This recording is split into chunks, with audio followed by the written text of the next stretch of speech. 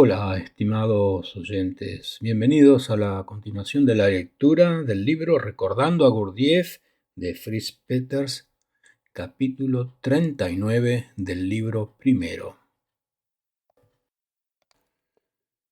Al hablar de sus métodos de desarrollo de sí y de crecimiento adecuado, Gurdjieff a menudo ponía énfasis en los muchos peligros que se encontraban en ese proceso.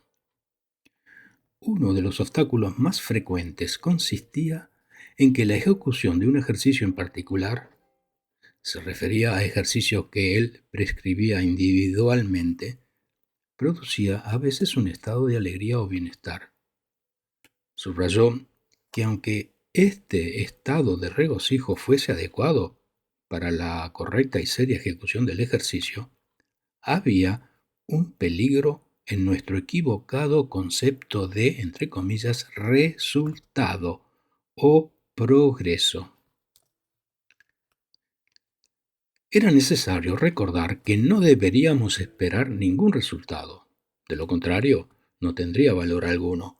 Pero si reconocíamos una sensación genuina de bienestar, aunque ello fuese un resultado apropiado temporal, eso no significaba de ninguna manera que se hubiese conseguido nada permanente.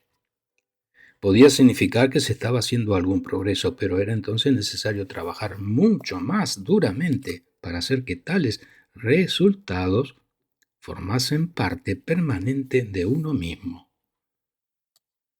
Se refería con frecuencia a un acertijo, un hombre acompañado de tres organismos mutuamente hostiles, un cordero, un lobo y una col, llegan a la orilla de un río que debe ser cruzado en una barca que solamente puede llevar a dos pasajeros al mismo tiempo, al hombre y a uno más.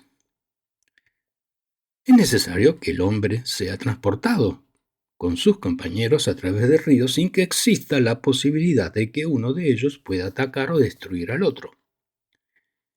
El elemento importante de la historia es la tendencia general humana de intentar encontrar un atajo, y la moraleja es que no hay tal atajo, que es esencial siempre hacer un número necesario de viajes para asegurar el bienestar de los pasajeros. Dijo que al principio, aunque parece una pérdida de tiempo, a menudo era necesario hacer más viajes a fin de no arriesgarse a un posible peligro. No obstante, al acostumbrarse uno a sus ejercicios y métodos, al final debería poder hacer únicamente el número exacto de viajes requeridos sin poner en peligro a ningún pasajero. También era necesario reconocer el hecho de que en el caso del hombre, el cordero y la col, era necesario llevar algún pasajero de vuelta, quizás aunque pareciese una pérdida de tiempo. Utilizó el mismo acertijo como ejemplo de los centros o cerebros del hombre. El hombre representaba el yo o la conciencia, y los otros tres a los tres centros: físico, emocional y mental. Además, enfatizar el hecho de que el centro físico es más desarrollado de los tres, dijo que el mental estaba prácticamente subdesarrollado y que el emocional estaba desarrollado, pero en parte, de una manera equivocada, que era completamente salvaje.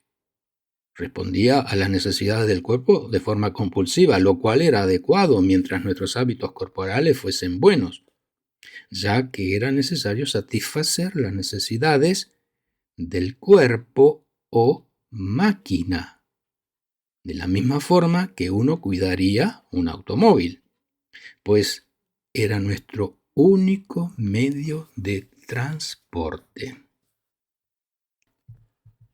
Al ser desconocido el centro emocional, el problema era mucho más difícil.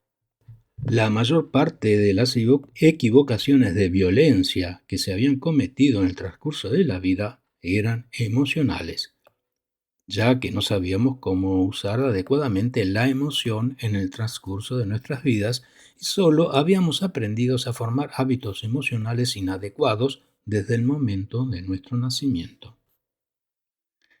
Las, entre comillas, necesidades emocionales existían y eran tan compulsivas como nuestras necesidades físicas, tales como el hambre, el sueño, la sexualidad, etc. Pero no comprendíamos lo que eran y no sabíamos absolutamente nada de cómo satisfacer tales anhelos emocionales. Uno de los primeros pasos consistía en comprender que la emoción es como una fuerza en nosotros. Él la comparaba con un globo o un depósito de aire que servía para hacer funcionar un órgano de tubos, un órgano musical de tubos. Estos podían ser considerados ejemplos de varios tipos de emoción. Cada tubo tendría un nombre diferente: ira, odio, avaricia, vanidad, envidia, lástima, etc. Un paso hacia el uso adecuado de la emoción era ser capaz de usar la fuerza o el aire del depósito en los tubos apropiados para una situación dada. De la misma forma en que uno tocaba una determinada nota de un órgano para producir un tono en particular. Si, por ejemplo, uno sentía ira por la razón que fuese, cuando la ira no era apropiada en esa circunstancia o situación particular, en vez de manifestar ira, debería llegar a ser posible para nosotros desviar conscientemente esa energía a la emoción que fuese necesaria o adecuada para ese momento. Todas las emociones existentes, todos los sentimientos, tenían un propósito. Había una razón para su existencia y un uso para cada una de ellas. Pero sin conciencia ni conocimiento las utilizábamos a ciegas, de forma compulsiva e ignorante, sin ningún tipo de control, y producíamos el mismo efecto en nuestra vida emocional que el que se producía musicalmente si un animal tocase un órgano sin conocimiento alguno, sin música, simplemente al azar.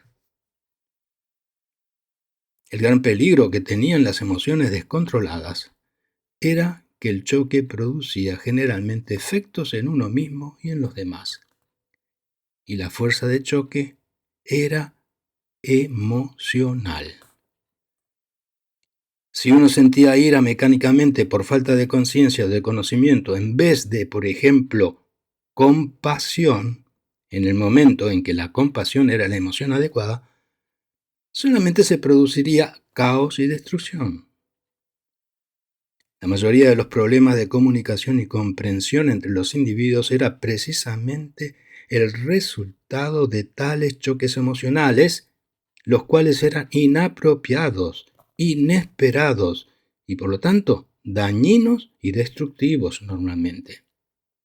Había un sutil peligro en relación con esto cuando la gente intentaba con frecuencia utilizar un atajo para el uso de las emociones adecuadas.